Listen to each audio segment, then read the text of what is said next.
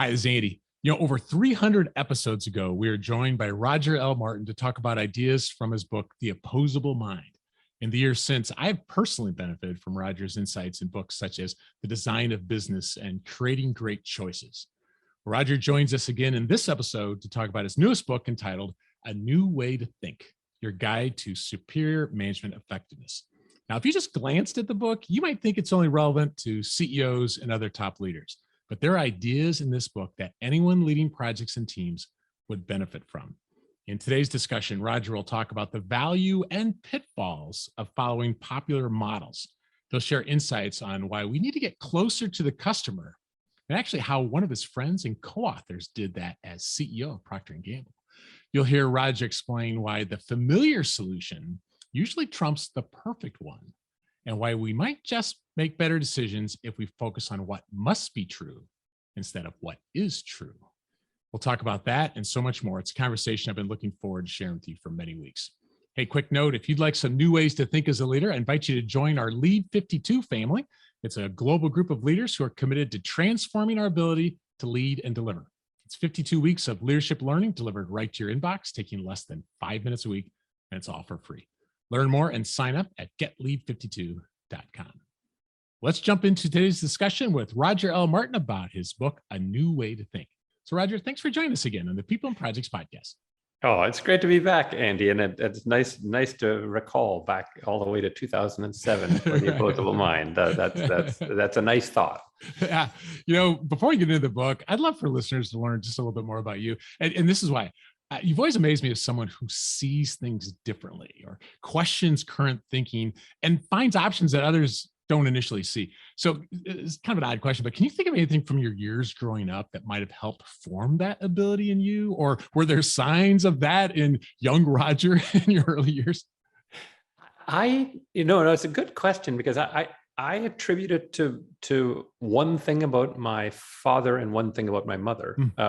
So the thing about my father was an entrepreneur. He started a business when I was 2. And so I saw him for the first 10 years of being a really struggling entrepreneur. And then the business kind of took off better. But whenever I asked him questions about things that I thought odd about the business, I always got a very thorough response. So, for example, this is an animal feed manufacturing business, and he had a policy of there being a price list that was kind of public. So in those days, it was the salesperson would hand the price list to the farmer at the start of the sales call, and the policy was, and I believe this it's now been in business for 64 years. They have never deviated from the published price list once. So I asked Dad one time, I said, Dad, but what if, that price list is pretty public? You hand it over to the farmers and they can hand it to the next salesperson and say, beat this, right? And if they undercut us, we'll lose business. Kind of, I don't get why we were so adamant about that. And I remember he always started with, well, Roger, we want to sell on the basis of the quality of our feed and the service. There's a lot of service involved, advice on medical things having to do with the animals and having a vet on all that. So quality and service. But we do also have a really good cost position. So if somebody underprices us at a given customer, our job isn't to try and win that customer back. It's to win the customers that they must be overpricing in order to fund underpricing that one. It's interesting. And he said, and if you think about it, if the farmer thinks that by negotiating they can get a better deal, they'll spend the whole sales call negotiating. If you hand them the price list and they know we never ever deviate from it, they'll spend the sales call talking about service and quality. Brilliant. So I give that illustration to say he always had a different, if you will, causal model than other people had And so I saw that and said, well, sometimes it's important to think differently than others. Yeah, that's good. And then my mother, bless her, my late mother, bless her, would never answer a question. So when I would ask her a question, I'd ask her like, "Hey, why was Auntie Delphine mad at cousin Fred?" Right, right. Her answer would always be, "Well, what do you think, Roger?" Brilliant.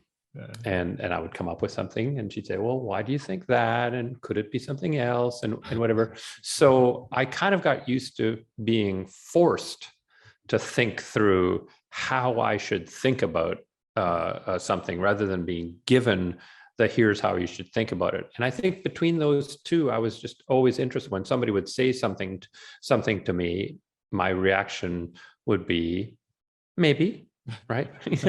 Maybe. I'm like, I'm not going to, I'm not, well, yes, but I'm not going to sort of dismiss it out of hand, but neither am I going to accept it fully as that must be the way it is. So I think it did start early. I think I started on this journey before I was 10, probably. Oh yeah. You saw it modeled. I love it. Thanks for sharing that. I personally appreciate your commentary about models in the book, and you even acknowledged in the last chapter. I mean, models become dominant for a reason, right? So they're there for a reason, yet they can fail in any particular implementation. At which point, we often blame ourselves instead of relook at the model, right? And so, in the project management world, we're notorious for thinking, well, if we go agile, or if we bring in this methodology or this tool, that will be the secret, only to find that sometimes the benefits are oversold or underrealized. So why do we fall for models, and how do you like to advise people about them? Yeah, I guess the way I think about it is that a model is a shortcut, right? You don't have to think about what to do from absolutely first principles. It'll say, well, here's what you should do. Project management, for instance. Well, you should do this, and this, et cetera. So they're shortcuts. And so giving up the shortcut and having to design one from scratch, I think is kind of intimidating. Mm-hmm. And if the model works, then use it.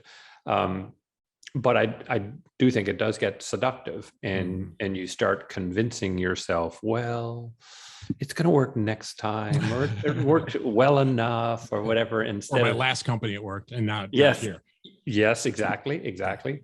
And instead of saying, I'm going to put that model on probation, that's what I tell people. They should, if they have a model, like just use it, but say in advance, and preferably like write down what you think the outcomes are going to be, because human beings have an infinite capacity for ex post rationalization. You could literally be saying, if we invest this $150 million in this new factory, we'll get our sales up by 50% in 5 years. And then 5 years later, your sales are up by 35%. And you say, yeah, exactly. This has worked out exactly as we thought. Because you'll think of it as it must have been like 7% a year, not 10% a year. But if you write it down, put it in the drawer and say, I said 50, then you can ask yourself, well, what was the reason for that differential between the plus 50 and the plus 35? And you can actually learn something about it, maybe improve your model. If you don't write it down, you're probably going to convince yourself it kind of worked out the way it did. Yeah, I like that. I just remember this line from Eric Hoffer that said something like, every great cause, and you could turn this into every great model, begins as a movement, becomes a business, and eventually degenerates into a racket.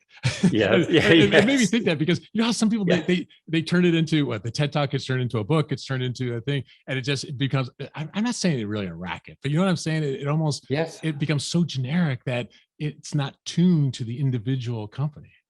Very interesting. That Andy is very consistent. One of the people I like working with and writing with is a woman named Hillary Austin, who does a lot of work on creativity, really good work. And one of the things that her side loves is cooking, and she's an awesome cook. And she said, whenever something becomes a recipe, the quality just kind of falls. So, and it's for the reasons you said. You said if your bread making recipe is absolutely fixed, then it doesn't take into account humidity of the air that day, temperature, altitude, all of that stuff. And so she said recipes should be guides, but not formulas. And I think that's similar to what it's a racket kind of when it becomes that formula, that meat axe kind of formula. Yeah, I like the idea of, you said, you're the boss, you own the model. So tweak the recipe. If you want a little more salt, you add a little bit more, let's tailor it to here. I really like that metaphor. Yes. If every once in a while, the tweaking, adding doesn't work. And then you got to say, gee, I tweaked a bunch, and maybe there's just a dumb idea. Yeah, that's a good point. Yeah. In fact, maybe I tweaked too much and the recipe as it stood maybe was okay. And so there is something to that too. But I think it'd be easy for, like I said in the intro, that project managers and frontline leaders might assume this book is only for C-level executives, but so many ideas I found relevant for those that are going to be listening. So throughout the book, I enjoyed your stories, in particular about collaborations with your friend and former Procter Gamble CEO, A.G. Lafley. And a problem that many project managers have is being too far away from the front lines, from the customers of whatever they're building. Would you share with us what A.G. would do when he'd visit other countries and why that was so important?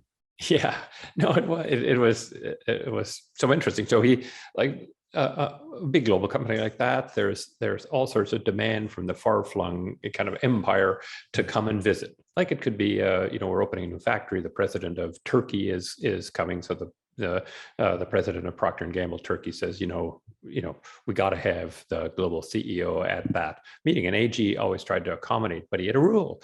The rule is he would not travel to anywhere in the Procter and Gamble world unless they arranged for him two things. One, an in-home visit with a consumer, like they consider you and I, in their terminology, you and I are consumers. And he wanted to do store checks of their customers. They consider retail trade customers. So those two things, because he wanted to understand in Turkey, what was a housewife, how was she thinking about cooking, cleaning, all those things that Procter & Gamble supplies products for. And then how are our products being shelved? Are they getting their fair share of shelf space, or do they look good on the shelves here? And he just insisted on doing that. Did he insist that anybody else do that? No. But if your global CEO shows up in Istanbul or Ankara and spends the time to do those two things, and it was a non-trivial amount of time, then it's sort of hard if you're the president of P&G Turkey to say, I'm too busy. I'm too busy for that. I'll let our brand managers or our products researchers go out and do that because I'm a busy senior guy. You just can't. Like, it's just personally embarrassing to even try and make that argument. And so he was sending a message of, what, the global CEO dedicates a whole bunch of his time to just sitting with customers, just walking stores, and you can't come away from that observing it as another Procter person without saying, maybe I ought to do that too. Oh yeah. I think of the design principle of personas. We use that a lot from project manager. Let's have this persona to think about our customer, but that's not the same as going out and actually talking to them. Like in this case, being in their living room, right? I mean, it's like, I love the idea, but there's something about reducing that proximity, or maybe it's increasing, but getting closer to them that can make a big difference. Yeah. And I did this. I mean, I worked with the leadership team of General Motors in the mid 2000s, and they were terrific. I mean, Rick Wagner gets a bad rap, but that's like shooting the guy who was doing its utmost to take the train that is careening off the track and keep it on the tracks. But anyway, but one of the things I found, right, is when I got there is, the way it worked at GM at Renaissance Plaza in Detroit was every couple of months, each of the executives would get a brand new car. So the cars they drove were never older than a few months old. They would drive it into this garage below the Ren-Sen and just pull it into the parking space. And then when they got back in the evening to drive it out, one, it was turned around, so it was facing out. But two, it had been fully serviced, fully gassed back up, and ready for them to go as if it were a new car. And I said to them, guys, do you really know what the car use experience is, right? How much it matters, how big the gas tank is, so that you have more time between fill-ups, what it's like to have problems with the car where you've got to take it in to get fixed up, and the answer was they only knew that by surveys that people 5-7 levels below them had put together, and so I said, I got them, and Rick was keen on that. Each of the top 10 or 12 executives had to commit to doing 10 in-home visits. Half of them GM users, and half of them non. And they had to go to their homes, spend time in their garage or driveway, talking about the car, talking about the experience, all of that. And they came to some really important insights, and it changed the perspective from somebody told somebody who told somebody who told somebody that's what customers think to this is what customers think. Now, there are people who would say, oh my God, Roger, well, a terribly unrepresentative sample. But I said, I don't want you making decisions, like coming back from a visit and saying, now we're going to do this. But boy, it'll give you vectors of exploration. We ought to explore this. And one thing, I'll just tell you one thing, because it's old enough that it's not, is they learned about Toyota because they sort of that Toyota had a different advantage than they thought. So they kept working on closing the quality gap with Toyota. But for Toyota buyers, when there was something wrong with the car, they blamed themselves. Interesting. This wasn't Toyota's flaw. No. It must be something I did. If it was a GM, or a Ford or anybody else, it was a manufacturer's flaw. And so what they came to understand from that is that you can only go so far on fixing the physical quality. They had to spend more time and effort on changing the perception, right? Because even if you close the gap on actual fit, finish, durability, reliability, blah blah blah, if customers didn't really believe that in their hearts, they'd still rank you below them. And what they learned is part of why they got great JD Power ratings, why Toyota gets great JD Power ratings, is that customers don't report flaws. Yeah, that's brilliant. It reminds me of actually your commentary on cumulative advantage. It's not exactly the same thing, but it took the choice away of I'm not going to report it because it was clearly something I did. Right? It's kind of like that idea. No, it is a cumulative advantage thing. Absolutely. Yeah. They had so many years of people saying QRD, quality, reliability, durability, is higher, and I'm not going to believe any data that suggests otherwise. And that's a different managerial challenge to overcome than close the physical quality gap. Yeah, which might be more competitive advantage. Maybe we're going to try to squeeze cost out or something like that. So yeah, that's interesting. I appreciate you elaborating on that. Derek Thompson from The Atlantic joined us a while back, and he said what marketers need to do is follow what he calls Maya, the most advanced yet acceptable. And that came to mind for me in your chapter on customers when you observed that the familiar solution usually trumps the perfect one. And so I'd love for you to tell us more about that, including, if you don't mind, any way you personally leverage that idea of the familiar trumps the perfect one, and maybe how a frontline leader might be able to use that idea. Any thoughts?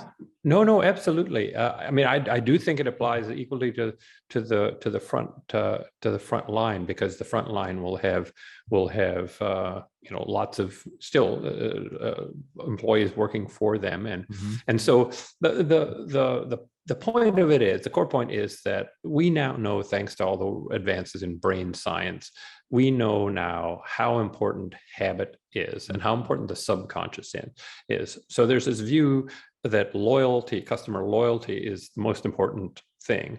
And it is important, but not quite in the way that people think, because customer loyalty is a conscious concept.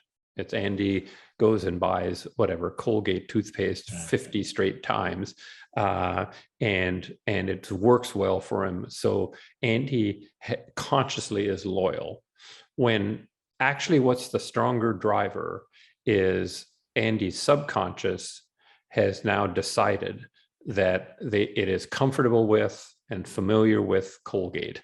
And so if Andy reaches for the Crest box or the Tom's from Maine box, the subconscious screams at you, don't do it, don't do it. Why, why change? I'm comfortable, I'm familiar, and you're asking me to do something completely different, right? And so the subconscious is familiarity and comfort seeking.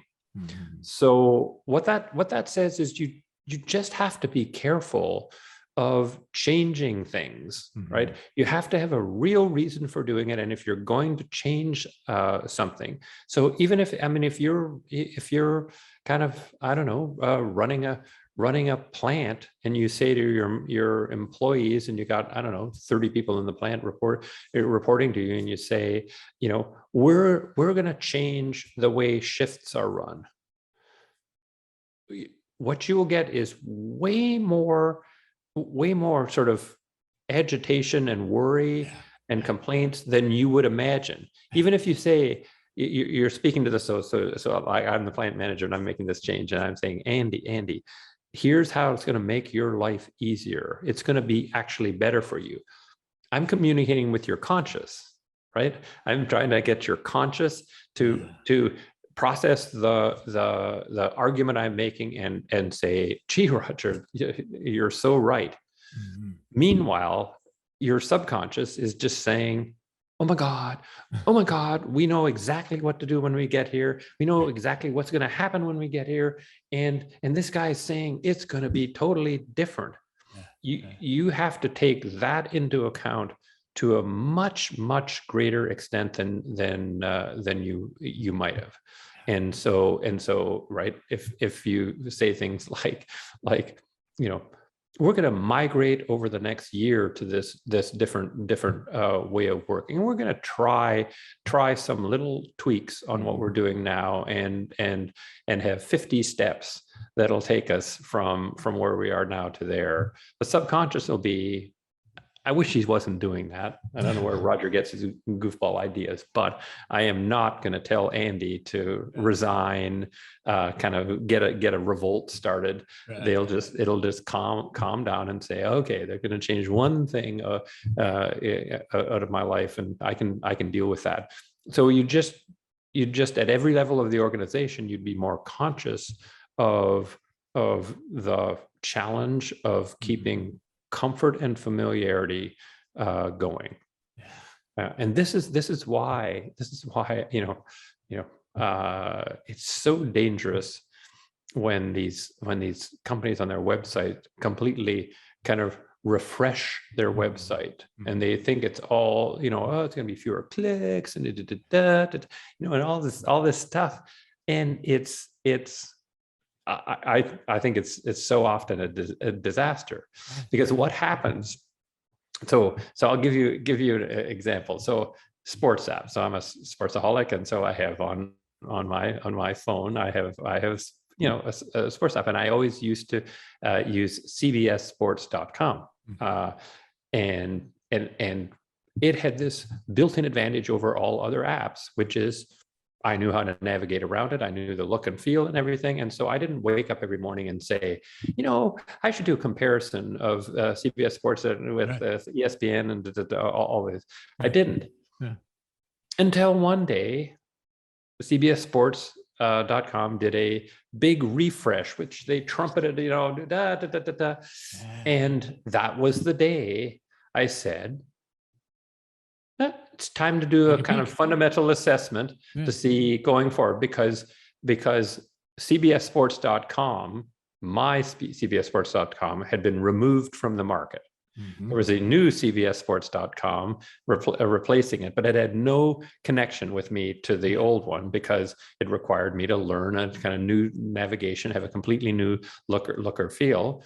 And so in some sense, every time I said to myself, I want a sports app, this is like having a race where CBSSports.com was on the 99-yard line of a 100-yard race, and ESPN and all the others were at 0 yards, and the gun goes off, and who wins, right? CBSSports.com. Thanks to this great new refresh, CBS Sports only accomplished walking 99 yards back to the start line to start even with ESPN.com, and I ended up choosing. So on my phone, on my home screen now is not CBS Sports, it is ESPN, a sports app. And so just the word is be careful to take into account the subconscious of your workers, your suppliers, your regulators, your customers, all of them, and ask how much unfamiliarity and discomfort am I imposing on them while I think I'm being so clever? Because I bet objectively, the new CBS Sports, I bet there were fewer clicks, and I bet the navigation was better and whatever, but it wasn't mine. It wasn't the one I really understood. Yeah, it's good. They officially, it's worse than halfway to the goal. It went all the way back, right? So all the way. And you know what? ESPN.com would have to really screw up for me to give them another chance, because that was a pain in the butt to learn the navigation of that one and the look and feel. But now I'm like totally down the learning curve. And so unless they screw up, CBS Sports is toast. Toast. Yeah, you said in the book, the mind loves automaticity more than just about anything else. And so it's you just automatic. You know exactly where to go. Get your. Are you still a fan after Tom Brady left? Are you still a Patriots fan? I am still a Patriots fan. Okay, just double check. You know exactly. You have a good memory, Andy. Well, no, I just saying I had to see. But an example I can think of this from a project perspective is, this is super early in my career, but we had these people as in a doctor's office that we were like, you get Windows and you get a mouse, and this is like, you can have all this up on the screen, and they were like, but I can't hit Control Z4. Or I mean, they could go so fast without a mouse. Now they're getting carpal tunnel over here. We thought, like you said, we were being so clever, and we just ripped CBS Sports away from them. They hated it. Yeah. No, that's such a lovely example, Andy. I mean, and because it was with 100% good intention. You were going to make their lives better, right. and so the trick really is, and this relates to another chapter in the book, which is, if you're going to do an innovation, the intervention is as important as the artifact itself. So you had a better artifact. I would argue, if I just take your story, you had an artifact, mouse-driven graphical user interface. It's just like demonstrably superior artifact, but probably had a crappy kind of intervention process. You just thought it was going to be so obviously a better idea that they would just say, "Duh, should have had a V8," right? And off they were. And so I argue for a model that says those things are equally important. It's not all artifact, no intervention. And this is, by the way, one of the reasons I love Frank Gehry as an architect. Like everybody thinks he's this crazy starchitect, right? And builds these weirdo buildings. But while I was still dean at University of Toronto, he did the redo of the art museum, Art Gallery of Ontario in downtown Toronto, and I remember this incident, and I talked to Frank Gehry, and he was, I talked about him in the Opposable Mind, but he did a first model for his new design, and one of the biggest donors to the museum went apoplectic and said, "You're destroying this hall that's named after me," and all of this stuff. And Frank Gehry, everybody thought, oh, there's the starchitect and the donor are going to have this face off, and Gehry was just like, oh, hadn't thought of that, and said, oh, that'll be fixed, right? And it was sort of this I'm just going to go slowly, step by step, to get to a great design. And he made a bit of a misstep, not realizing that he was accidentally offending somebody with the first drawing. But it was just like, I'm not going to go to war on this. I'm going to fix this. And that's sort of the attitude I think you've got to take, which is how I go about getting you from a kind of a crummy old museum to an awesome Frank Gehry new museum. How I get from point A to point B is as important as how that great museum looks. And I think everybody thinks of Frank Gehry as, oh, Bilbao, Guggenheim, wow, it's crazy. He just plops it down. No, it's a much more careful process of keeping as I call the proverbial breadcrumbs close enough together that people don't kind of jump off the proverbial cliff. Yeah, that's a great story. Yeah, I never would have known that story, so I appreciate that. Your section on choices I thought was helpful to me personally, but I think it would be to others. I think a lot of project managers and frontline leaders would benefit from this idea of focusing on what must be true instead of what is true. It reminded me of this story from, I don't know, this is decades ago, about the mining company where I first learned of your thinking on this, I seem to recall. But when it comes to making choices, tell us about this value of focusing on what must be true instead of what is true. Sure. Well, it has two important aspects to it. So one is in minimizing unproductive early disagreements. So if you ask the question about something, what is true, people will disagree vehemently. So if we both we're on a management team and we were trying to kind of, I don't know, redesign the customer experience, and I say customers really like this. And you, Andy, think, no, they don't. and if we make the argument about what's true, right, you and I will just be at loggerheads almost immediately. It'll be yes, no, yes, no, yes, no. If instead you focus on what would have to be true about the idea to be a good idea. So rather than arguing about that, we'll say, well, we really need to have a better user experience because this other company is kind of beating us on that. Our product is really good, but the user experience isn't. We got to have a better user experience. How about we do this? So I say this, and then instead of you weighing in and saying that's a dumb idea, but for us to together say what things would have to be true for that to be a great idea. So you might not think it's a particularly great idea, but what I need to get from you is agreement on what would have to be true for you to be able to put your hand on your heart and say, I want to do that. And it turns out, just empirically, because I've been doing this for so long, I know is that it's almost a sure thing that you and I can agree totally on what would have to be true, not not what is true, what would have to be true, so that then the second part of it is, so then you can figure out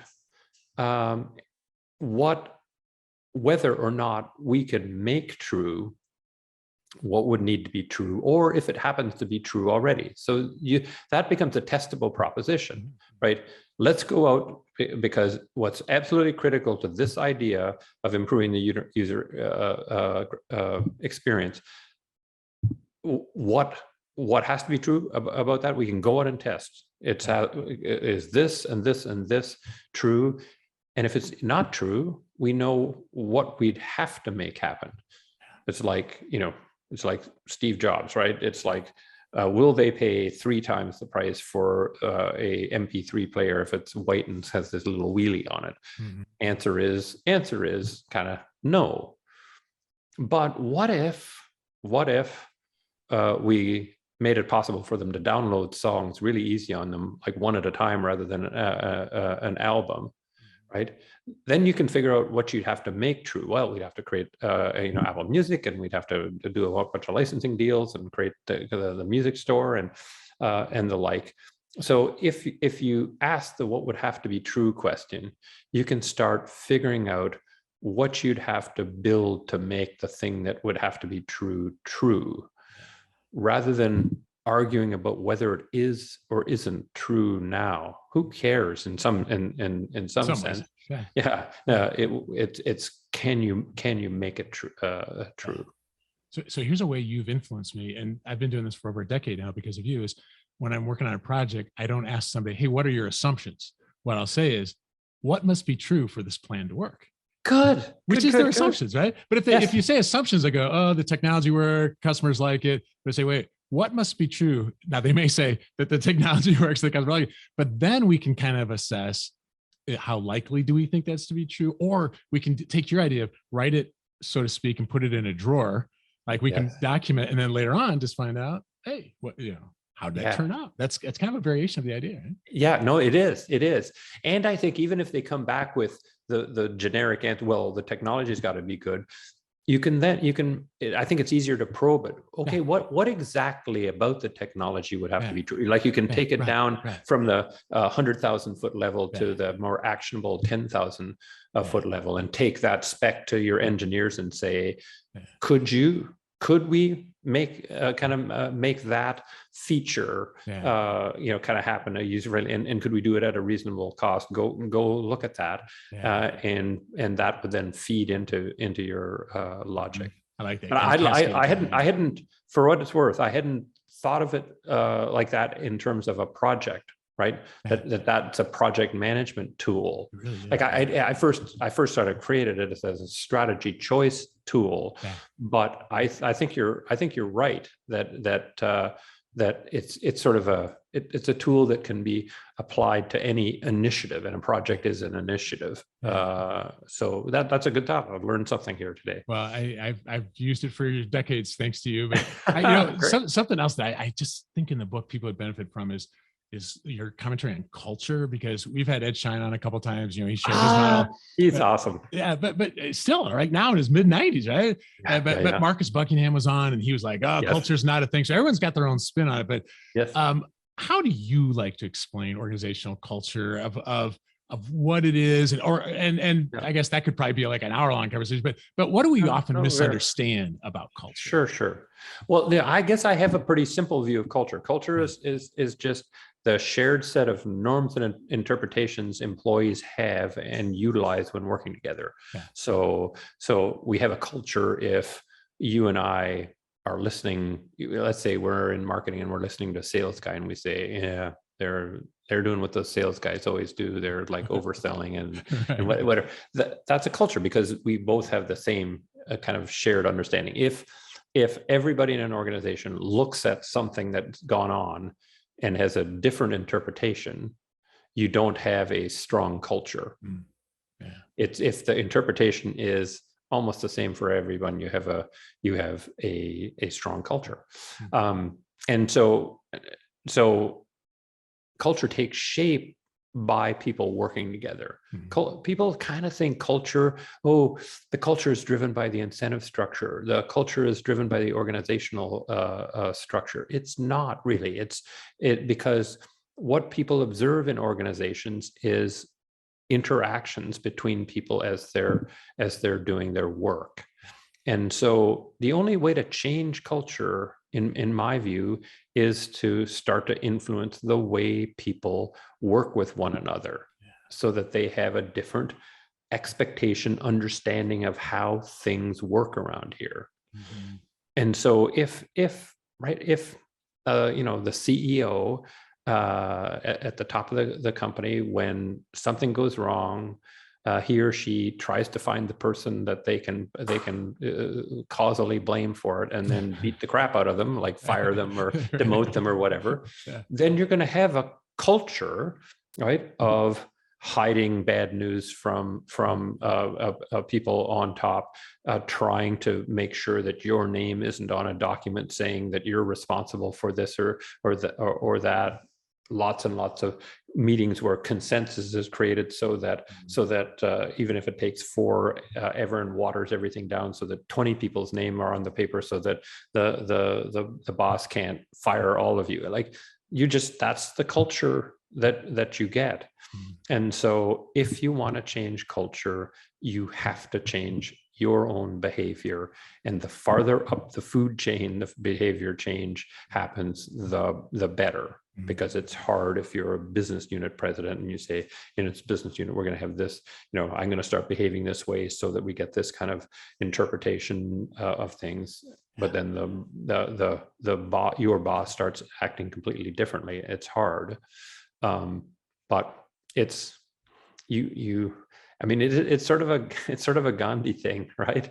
Yeah. He was smart. Yeah. Smart. You gotta, be the change you want to see. Yeah. So, and the thing we talked about with AG earlier would be a great example of that. Yeah. Right. Yeah. That's his own behavior, right? So his behavior that was observable by the people who interacted with him was insisting on these things being set up, and then spending time kind of on them. And then he would write a memo. Here are the things I learned. I learned this, and this. This was surprising. This is sort of what I expected. And that then changes the culture around how much we pay attention to what customers feel, think, how on top of that we feel we need to be able to make good decisions. All of that changes. So it's clear it's not a matter of decree. Right? You don't decree culture. You, I think your comment before, there's the artifacts of culture change, but there's all the other stuff, the assumptions. Yes. But until behavior changes, that's a good message. And those we can tweak incrementally, kind of your previous comments, Yes. right? We can just like you changed at Rotman, just that we're going to still do evaluations of faculty or whatever the same way, but we're just going to introduce an extra meeting, just an extra, Yes. what can we do? Just little tweaks like that. So yes, yeah, that's right. And I know that the reaction of some people is, Roger, that'll take forever. And maybe sometimes that's true, but it's not been true in the situations where I've seen kind of this approach taken. It's happened kind of faster than anybody can think. And it's partially because you're not forcing anybody to do things. When people do things one way and then you come in and by fiat force them to do it another way, I think there's just so much foot dragging. Instead, they're sort of kind of attracted into thinking and behaving differently, and then I think the change ripples faster than might be thought. You drop the proverbial pebble in the middle of a glassy pond, and the ripples get propagated pretty fast. And even if it does take longer, it lives where there's skeletons on the path of too many of the other ones. They don't even live. So yes, I think that's true. I think that is very true. So but a lot of these things are just sort of, you got to go back to like how does human nature work? And I think it is human nature for us to reject, do as I say, not as I do, right? Right. Right. Exactly. Yeah. Right. So Like if true. you're, husband and wife are smoking like chimneys, and Right. they tell their kids, you must never smoke. Smoking is Right. terrible for you. Yeah. We're addicted, Right. or otherwise we'd stop.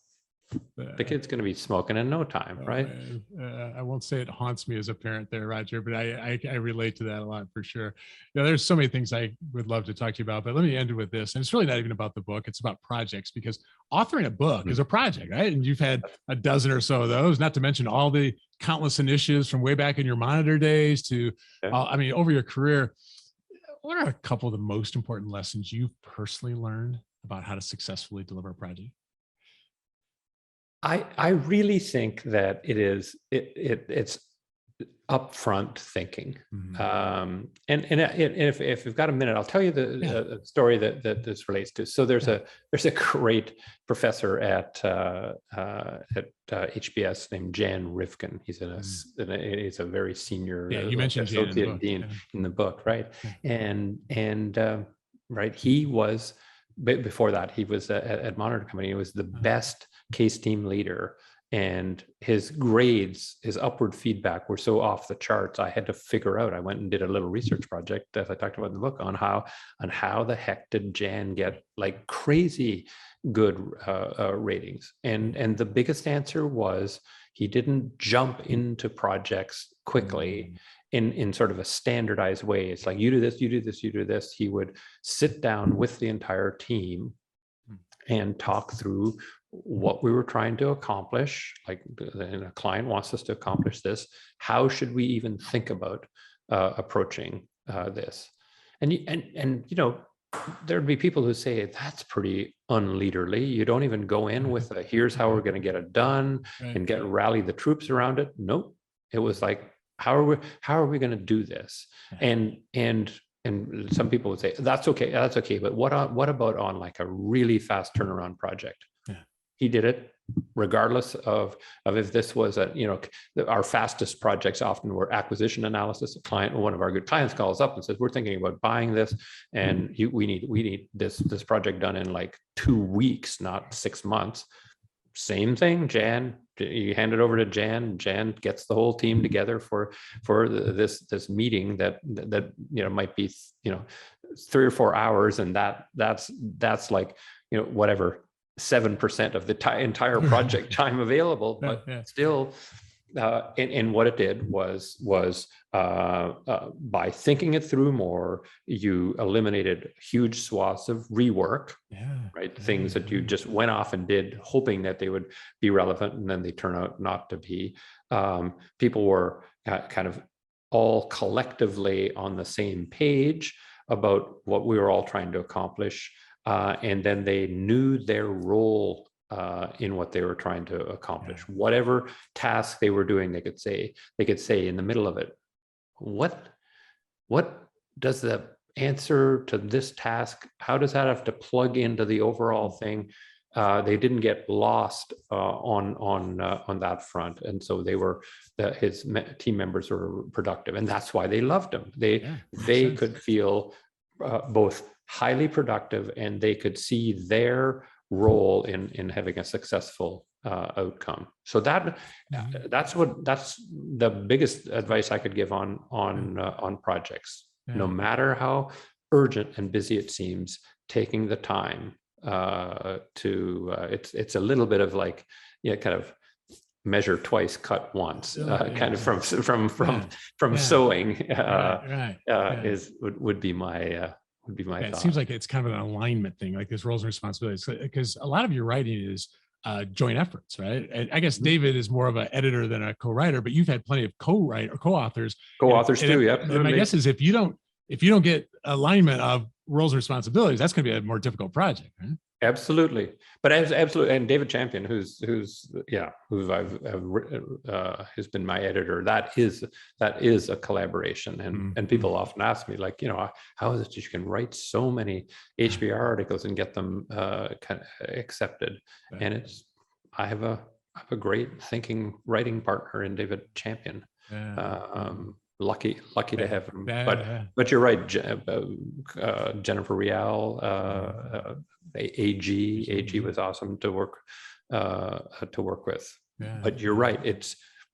I mean, there are like pluses and minuses of having a project team, right? And you got to understand both pieces of it. You get more resources. It's not Jan Rivkin doing the project himself. He's got a team of 5 or 7 or 10. But what that means is you do have to invest in harnessing the power of the team. And I sometimes think that's given short shrift, and instead what they do is just sort of almost squander the riches, right? I've got these 9 other team members, and I'm not going to harness that because there's so much in resources. I don't have to worry about it. There's so many ways that they can screw up if they're unguided, not, as you said, aligned. And it feels like there's a dropping of the ego, whether you're the Starkitect, you have to drop some of the ego, right? Jan has to drop you as well, but the net result is such a win. By doing that collaboration. You are right. When Gary came out on that one and just said, "Oh, geez, silly me, got to take care of that." Talk about egoless. You're right. You're right. Prima donna, right? Yeah. But he could, among all architects on the face of the planet, could have said, "Screw you! It's either me, it's my way or the highway. It's either me or the donor. If that's all you care about, get yourself a new architect." Did precisely the 180 of that. I was already duly impressed with him from having met him and talked to him about stuff, but that was just sort of like over the top. I'm impressed. It's like he said that, right? Yep, isn't that cool? He sure did. That's inspiring. And the final building, that major donor loves it all to crazy. It's extremely successful. Everybody loves the building, and that, I think, is what you reap from that kind of egoless approach. I love it. Well, for those listening, if you'd like to benefit from more ideas like those we've been talking about today, check out Roger L. Martin's books at your favorite retailer. I put links to Roger's newest book and his website in the show notes for this cast. So, Roger, thank you so much for joining us again on the People and Projects podcast. It was my pleasure. Anytime, Andy.